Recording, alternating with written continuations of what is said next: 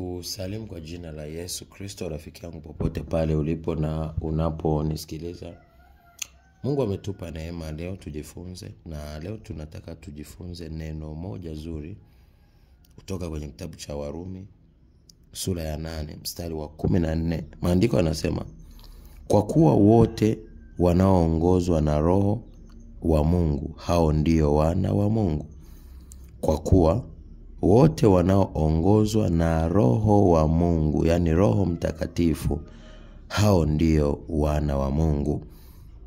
Mstari wa 15 anakuambia, kwa kuwa hamkupokea roho ya utumwa iletayo hofu, bali mlipokea roho ya kufanywa wana, ambayo kwa hiyo twalia Aba, yani Baba.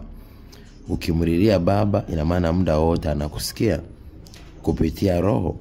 Mstari wa 16 maandiko yanasema, Roho mwenyewe hushuhudia pamoja na roho zetu ya kuwa sisi tu watoto wa Mungu.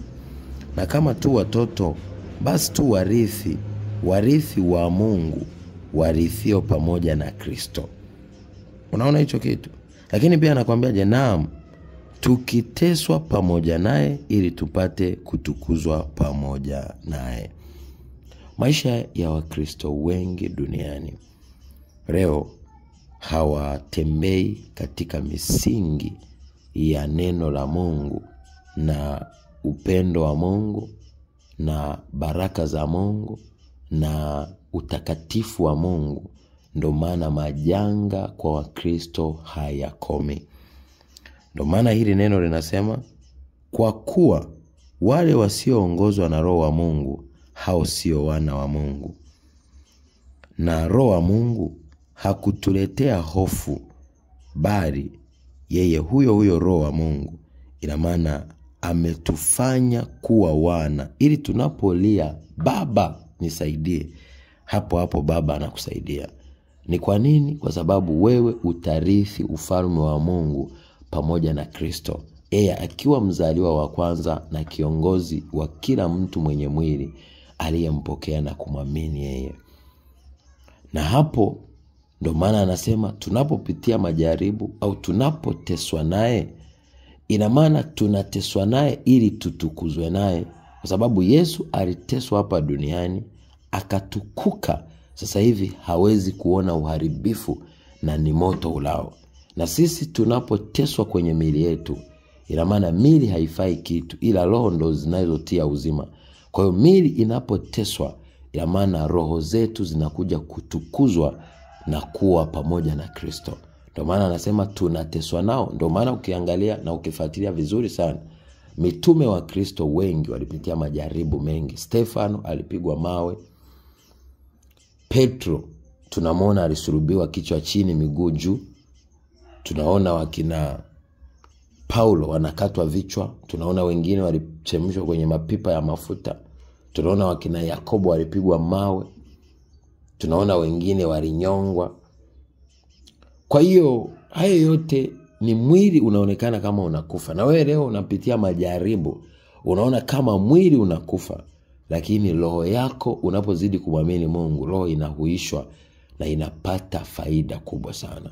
Ndio maana Yesu akasema, upitapo katika bonde la uvuli wa mauti, usiogope mabaya, maana Mungu ndo gongo lako na fimbo yako. Ataandaa meza mbele ya watesi wako, atakupaka mafuta na kikombe kitafurika. Zaburi ya 23. Kwa usiogope unapopitia majaribu. Usiogope mwili wako unapoteswa. Usiogope unapoanza kufisha mwili wako. Jitahidi kuishi maisha matakatifu. Jitahidi kumpendeza Mungu kupitia mwili wako kama dhabihu. Na hiyo ndo ibada pekee inayompendeza Mungu. Ibada hiyo unapoifanya, nakupa uhakika, wengi wanakimbilia kuhisi kumpenda Mungu ni kukimbilia kutoa sadaka, ni kukimbilia kwenda ibadani. Mungu anapenda mtu aliyepondeka na kuvunjika, anayetoa mwili wake kama dhabihu. Maana maandiko yanasema, wamwabuduo Mungu yafaa wamwabudu katika roho na kweli, maana Mungu ni roho, Yohana 4:24. Sasa yeye kuwa roho, ina maana anasimamia neno na anaongozwa na Roho Mtakatifu. Kwa hiyo kama ni hivyo, wewe unatakiwa uongozwe na Roho Mtakatifu, na roho ina maana unafisha viungo vyako, lakini pia unatakiwa uongozwe na neno, kwa kufuata sheria na neno linavyosema. Na ukifuata hayo mambo makuu mawili, utamwona Mungu na atageuka moto kwenye maisha yako, na utashangaa kila mchawi, mganga, mshirikina na watu wa giza wanakuogopa, lakini mafanikio yatakukimbilia kwa sababu wewe ni mfalme. Kumbuka pia fedha na dhahabu vyote ni mali ya Bwana.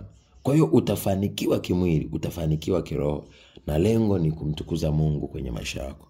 Naitwa Apostle Johannes John. Nawapenda sana. God bless you. Be a shining star in Jesus' mighty name. Amen. Shalom.